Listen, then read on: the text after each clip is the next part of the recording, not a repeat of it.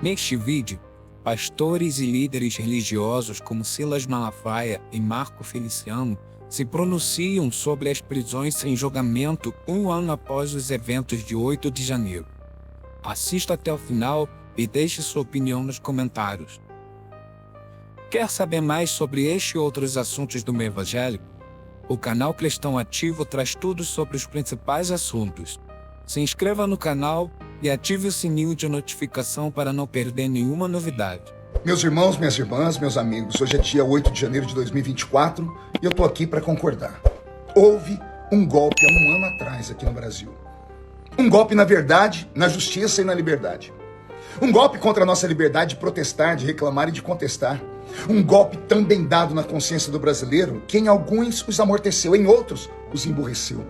Um golpe em nossa liberdade de expressão, em nosso direito de ir e vir, em nosso livre pensamento, um golpe contra a nossa dignidade. Um golpe sobre os condenados a 17 anos de prisão, mais punição do que para assassinos confessos. Um golpe contra os direitos humanos que levou à morte de um patriota e até hoje estamos a chorar o corpo do Clezão estendido no chão da imoralidade judiciária. Um golpe contra o Estado Democrático de Direito, um golpe contra a OAB. Afinal, advogados não tiveram acesso aos autos dos presos para poder defendê-los como manda a Constituição. Portanto, houve um golpe contra a Constituição Federal. Houve um golpe contra o devido processo legal negado aos inocentes que foram privados de suas liberdades, do sossego, da sua mais ampla defesa, de um julgamento justo e honesto. Houve um golpe na democracia quando negaram aos cidadãos o direito de protestar, como eu já disse. Um golpe quando aplicaram sanções chamadas de pedagógicas, quando na verdade a verdadeira pedagogia foi a repressão. Houve um golpe na alma dos patriotas quando os mandaram entrar em ônibus sob a premissa de retirá-los dali, quando na verdade, pouco mais tarde, se jactaram, se gabaram ao afirmar que os enganaram levando-os para a prisão. Golpe em prisões de cidadãos contribuintes que apenas estavam sentados nas gramas do Congresso Nacional, Casa do Povo. Houve um golpe quando as forças que poderiam ter impedido tudo aquilo mostraram que na verdade não tinham força alguma. Houve um golpe naquele dia quando o ministro-general abriu as portas aos vândalos, abriu acesso à nossa desgraça moral. Houve um golpe do consórcio, houve um golpe do sistema. Depois, houve um golpe na CPMI do dia 8 de janeiro que não serviu para esclarecer e sim para fortalecer o tal plano do golpe fake deles. Tomaram de assalto aqueles que não a queriam e a inflaram com parlamentares que receberam uma ordem: não deixem convocar as forças de segurança. Ordens e mais ordens, tudo a favor do golpe deles. Houve um golpe quando imagens de segurança foram apagadas, quando deram ouvidos ao bandido hacker já condenado. Houve um golpe quando prenderam heróis que ensanguentados lutaram no corpo a corpo com os vândalos, quando confiscaram contas bancárias, bloqueando dinheiro de gente de bem, enquanto existem contas cheias a custos do nosso sufrágio chamado democracia. Houve também um golpe quando imprensa, intelectuais, artistas, judiciário, que desrespeitaram 58 milhões de brasileiros, chamando a todos de bolsonaristas golpistas.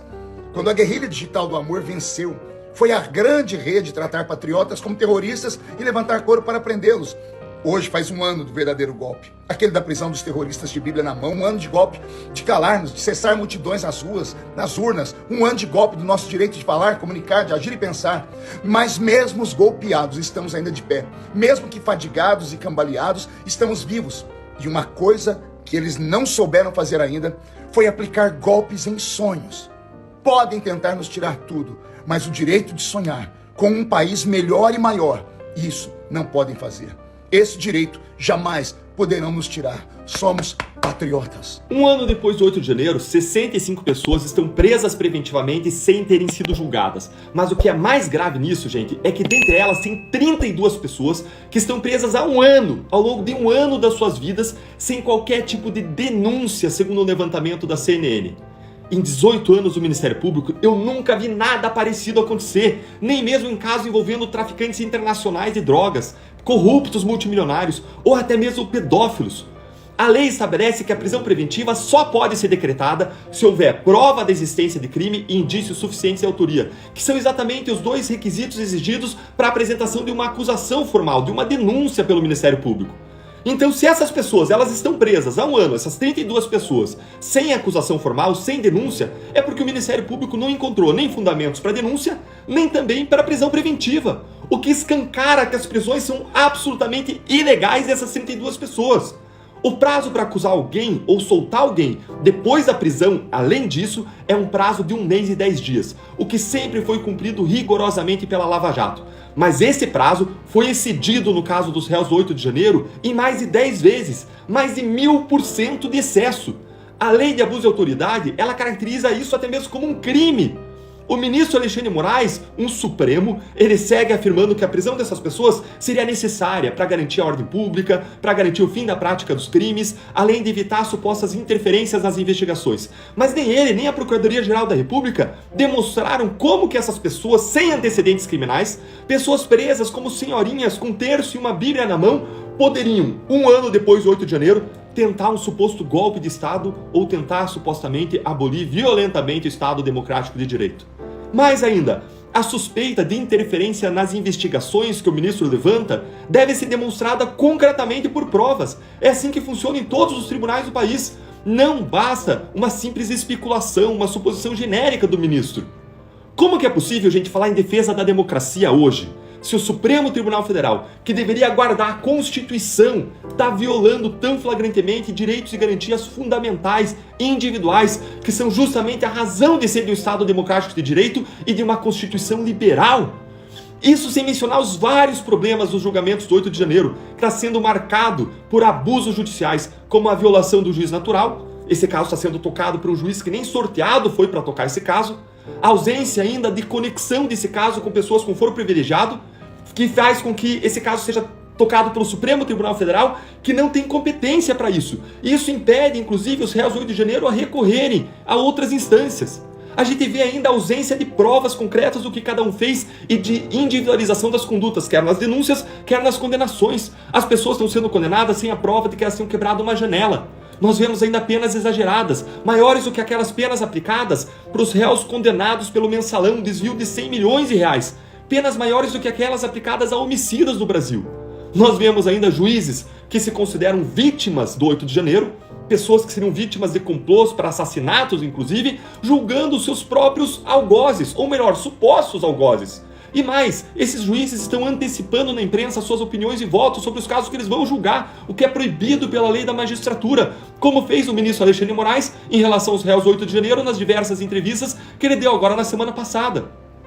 O maior ataque à democracia do 8 de janeiro não foram as invasões dos prédios públicos e não foi a depredação do patrimônio público, que são sim condutas criminosas, deploráveis e reprováveis.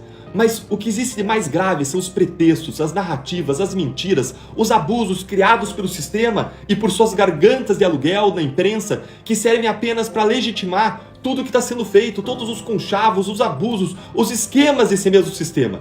Esse sistema, lembre, ele vive e ele se alimenta da corrupção secular que parasita o Brasil desde a sua formação e que sobrevive da impunidade e da leniência, que são marcas registradas dos donos do poder no Brasil. A narrativa que o sistema corrupto criou sobre o 8 de janeiro serve apenas como mais um escudo e uma espada para serem usados contra qualquer um que tente enfrentar esse sistema, já que agora ele se considera esse sistema um defensor, salvador e protetor da democracia. Com isso, o sistema se blinda de críticas e se blinda de tentativas legítimas de aprimoramento e de qualquer mudança, já que agora qualquer um que conteste os salvadores da democracia só poderia ser ele mesmo um antidemocrático. O que nós vemos hoje são ministros falando em defesa da democracia, mas na verdade minando seus pilares mais essenciais ao linchar em praça pública os réus do 8 de janeiro. A minha solidariedade nesse 8 de janeiro está com a família do Clesão, está com as vítimas da tirania judicial e com os milhões de brasileiros cansados das diferentes variações de abusos que um mesmo sistema pratica há séculos. Não se iluda com uma falsa sensação de segurança. Como disse Martin Luther King, a injustiça num lugar qualquer é uma ameaça à justiça em todo lugar. Esse dia é um dia para nós registrarmos a nossa indignação profunda e para nós erguermos a nossa voz na luta por justiça em nosso país. Povo abençoado do Brasil, que vergonha, que absurdo. Há mais de um ano eu venho denunciando que Alexandre de Moraes é um verdadeiro ditador da toga que rasga a Constituição e as leis. Agora, depois de um ano, ele dá uma entrevista, olha que graça, ao Globo, né? O Globo, o lixo do jornalismo, que produz narrativas parciais segundo os seus interesses econômicos e políticos. Ele vem denunciando um pseudo-plano de que tinham armado, né? Ele denuncia planos, 3 planos de tentativa de matá-lo, inclusive fazendo graves acusações às Forças Armadas e dizendo que os pseudos golpistas queriam enforcá-lo em praça pública. Em primeiro lugar, a quem acusa o ônus da prova. Cadê as provas, Alexandre de Moraes, dessas acusações graves? Será que o senhor está fazendo a mesma coisa que fez no caso daquela briga entre seus familiares, o senhor e uma família no aeroporto de Roma, que o senhor nunca apresentou as provas, né? E que a sua amiguinha que presidia o STF ordenou a Polícia Federal invadir a casa de cidadãos num verdadeiro absurdo de abuso de autoridade, uma verdadeira aberração. Inclusive, o senhor agora é assistente de acusação.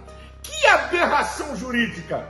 Senhor Alexandre de Moraes, o senhor não tem moral, não tem condições legais, jurídicas, para fazer o que o senhor fez, condenar essas pessoas. Sabe por quê? O artigo 144 e 145 do Código de Processo Civil diz o seguinte: um juiz é suspeito de julgar quando ele faz parte do processo. O senhor faz parte do processo, declaração sua. Como é que o senhor julgou essas pessoas, e ainda mais sem o devido processo legal e no Supremo Tribunal Federal, se o senhor faz parte, se o senhor tinha previamente conhecimento que haviam planos para tentar matá-lo, o senhor jamais poderia julgar essas pessoas. É nulo todo o seu julgamento contra essas pessoas. Ninguém vai falar nada, imprensa, OAB, vão se calar diante de uma aberração dessa? Agora escuta, o jurista, muito interessante isso aqui, Aécio Flávio Palmeira, mostra a Declaração Universal de Direitos Humanos, o Brasil é signatário, o artigo 10 e 11º, olha o que diz, interessantíssimo, todo ser humano tem direito em plena igualdade a uma justa e pública audiência por parte de um tribunal independente e imparcial. O senhor não é imparcial, o senhor é parte do caso. Isso é uma vergonha, isso é uma afronta às leis desse país que esse ditador rasga e agora ele é réu confesso. Minha gente, que absurdo. Eu quero dizer uma coisa, senhor Alexandre de Moraes, o senhor pode até escapar da justiça humana, mas da justiça divina o senhor não vai escapar um dia. Eu declaro em nome de Jesus. Eu vou deixar para falar do pseudo golpe, dessa narrativa bandida segunda-feira. Eu vou ficar por aqui. Deus abençoe você. Deus tenha misericórdia do Brasil.